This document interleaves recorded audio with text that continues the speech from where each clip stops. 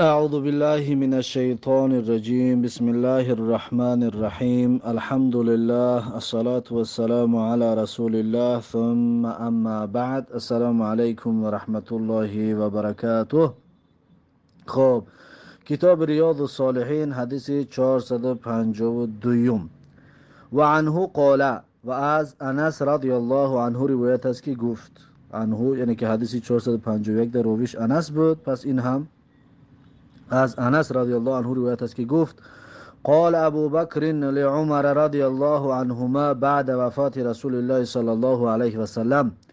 گفت ابو بکر عمر رضی الله عنهما را بعد وفات رسول الله صلی الله علیه و سلم، حضرت ابو بکر حضرت عمر بعد وفات پیغمبر گفت که انطلق بنا الى ام ایمن رضی الله عنها، یعنی که بیا با هم برویم. انطلق بنا یعنی که بیا با هم برویم الى ام ایمن، نزد ام ایمن رضی الله عنها. نزورها کما کان رسول الله صلی الله علیه و سلم یزورها، یعنی زیارت میکنیم وی را. زیارت میشه به معنی زیارت بگیم، که میشه به معنی دیدار میکنیم، یعنی که میبینیم وی را چطوری که بود رسول الله صلی الله علیه و سلم میدید وی را، یعنی که با زیارتش میرویم چطوری که پیغمبر صلی الله علیه و سلم با زیارتش میرفت و میدیدش.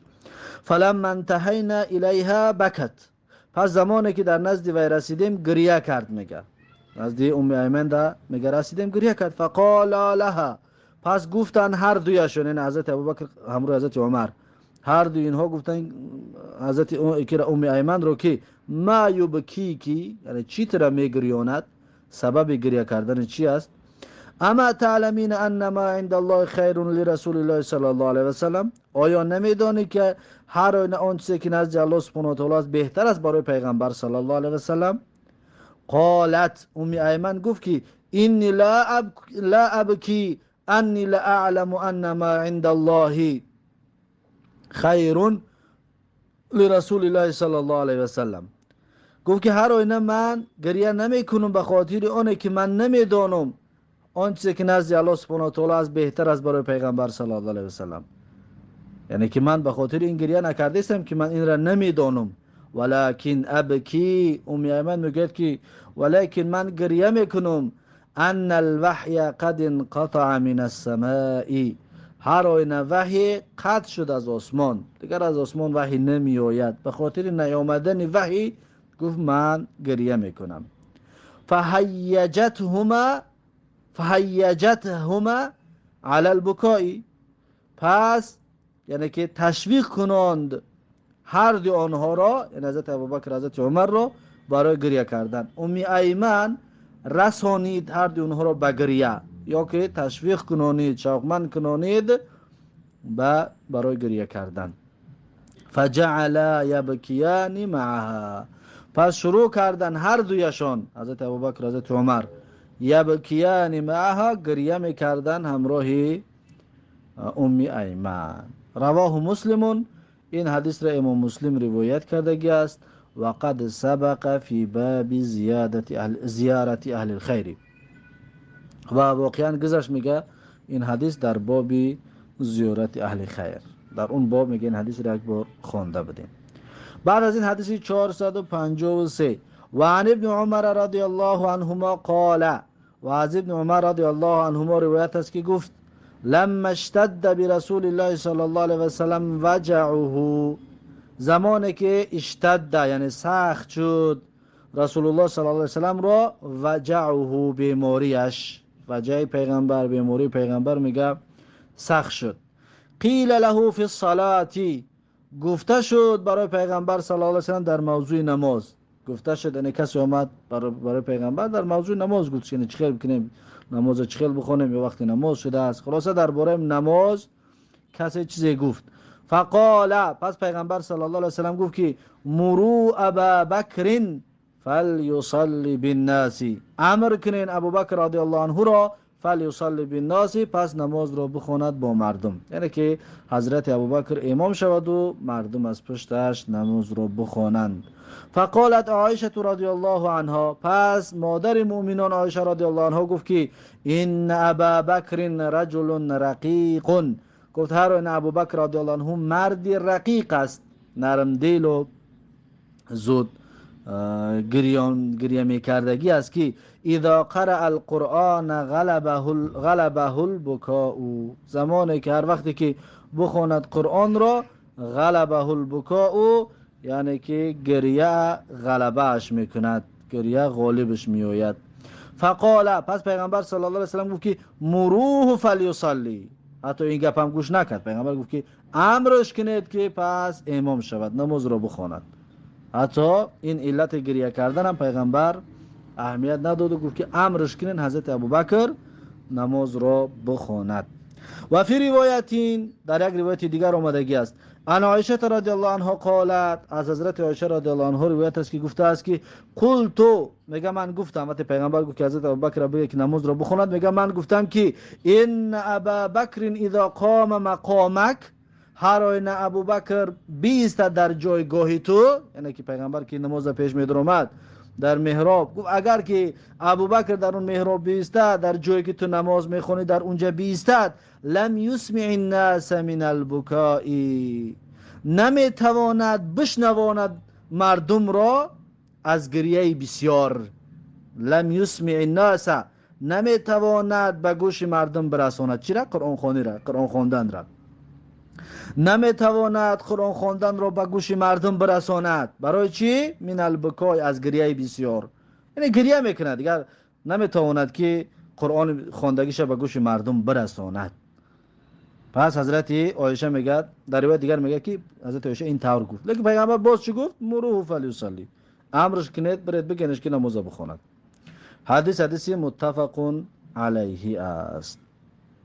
بعد از این حدیث 454، و عن ابراهیم ابن عبد الرحمن ابن عوف، از ابراهیم ابن عبد الرحمن ابن عوف رضی الله عنه روایت است، ان عبد الرحمن ابن عوف رضی الله عنه، هر اینه میگه عبد الرحمن ابن عوف، اوتیه به طعام، یعنی که نزدش طعام آوردند، و کان صائما، و حضرت عبد الرحمن ابن عوف میگه روزدار بود، صائم بود، روزدار بود.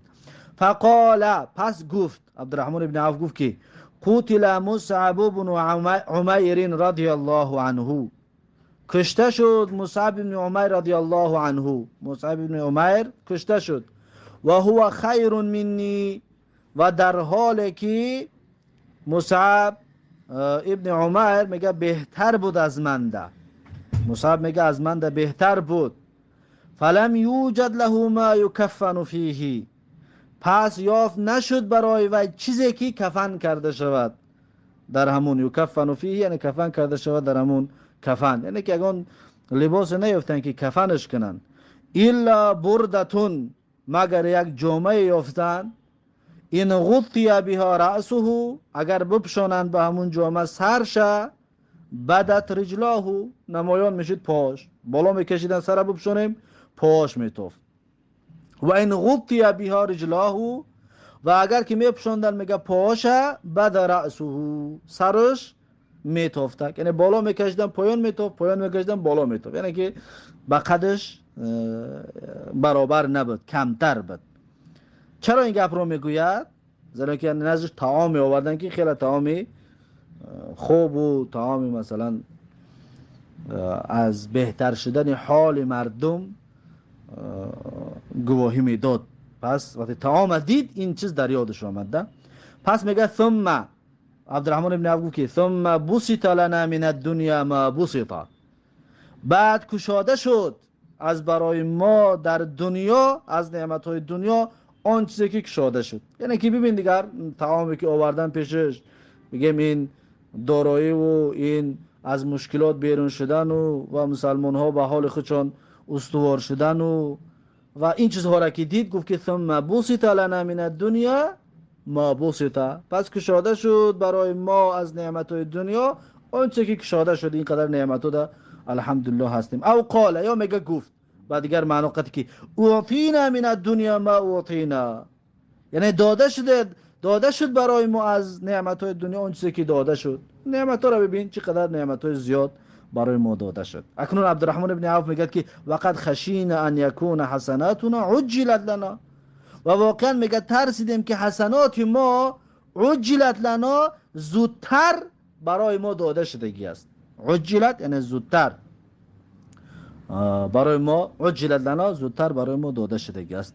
پس ما میگه از این ترسیدیم، یعنی که اصحاب رسول الله اما قدر زحمت میکشیدن، مهنت میکردن، باز هم نادار و باز هم بگیم محتاج بودن، احتیاج داشتن. و امروز میگم ما از محتاجی برآمده، میگه و قد خشینا، ترسیدیم ان تکون حسناتون عجل لنا، اینه که الله سبحانه و تعالی پاداش عبادت های ما را، نیکی های ما را در این دنیا ما را داده است. ما همین میگه ترسیدیم. ثم جعل یبکی حتی ترک الطعام، پس میگه شروع کرد گریه میکرد، ترک کرد خوردن رو، یعنی دیگه ترک طعام نخورد، دیگر به گریه مشغول شد و شروع به گریه کرد، مگر دیگه طعام نخورد. رواه البخاری، و این حدیث را امام بخاری روایت کرده که هست. ماشاءالله اونها تا کجا را فکر میکردند وقتی که از دنیا الله سبحانه و تعالی براشون دادن، فکرشون در عبادت ها رفت که مبادا این در عوض عبادت ها نباشد، در عوض نیکیایی که عبادت های انجام میتیم در عوض این نباشد که الله در این دنیا مربوط کرده در قیامت به ثواب و به پاداش بمانیم. خب این بود حدیث 454. بعد از این حدیث 455: وعن ابي امامه سدي بن عجلان الباهلي رضي الله عنه عن النبي صلى الله عليه وسلم قال: از ابی امامه سدی بن عجلان الباهلی رضی الله عنه روایت است از پیغمبر صلی الله علیه وسلم که گفت: لیس شیء احب الى الله تعالی من قطرتین و اثرین. لیس شیء، نیست یگون چیزی، لیس شیء، پیغمبر میگه گفت که نیست یگون چیزی، احب الى الله تعالی، یعنی دوست داشته تر در نزد الله سبحانه و تعالی، من قطرتین، از دو قطره، و اثرین، و از دو اثر و از دو نشانه، یعنی که یگان چیز در دنیا، یگان چیز دوست داشته تر برای الله از دو قطره و از دو نشانه ده بالاتر نیست. یعنی دو قطره یا دو نشانه بسیار نزد الله دوست داشته تر است. الله بسیار اون دو قطره و اون دو نشانه رو دوست می‌دارد. اون دو قطره چی است؟ قطره اولش قطره دموع من خشیت الله، یعنی قطره آب دیده که از ترس الله میبراید، قطره اشکی که از ترس الله میبراید، الله این قطره را بسیار دوست می‌دارد. این یکم قطره. دویم قطره چی؟ و قطره دم تهراق فی سبیل الله. تهراق یا تهراق هر دو جایز است، اما تهراق بگیم بهتر است. و قطره دم تهراق فی سبیل الله، و قطره خونه که رزانده می شود در راه الله، یعنی قطره خونه که در راه الله می رزد، اون نزد الله خیلی قدر و قیمت دارد. پس یکم قطره اشک، دویم قطره خونه که در راه الله رزانده می شود. خب این دو قطره بود. اما دو نشانه چی؟ و اما الاثرانی، و اما میگه اون دو نشانه که الله سبحانه و تعالی اون دو نشانه را بسیار دوست می‌دارد. نشانه اول فاثر فی سبیل الله تعالی، نشانه در راه الله تبارک و تعالی، یعنی زخمی که یک انسان در راه الله میبراید، یک میزنن دستش پاش قطع میشود، یا پی اون کاردای در راه الله خوردهش پیش میماند، زخمش میماند، اثرش میماند، اون دوست داشته ترین چیز است در نزد الله. این نشانه بسیار الله سبحانه و تعالی این نشانه را دوست می‌دارد. این یکم نشانه. نشانه دوم چی است؟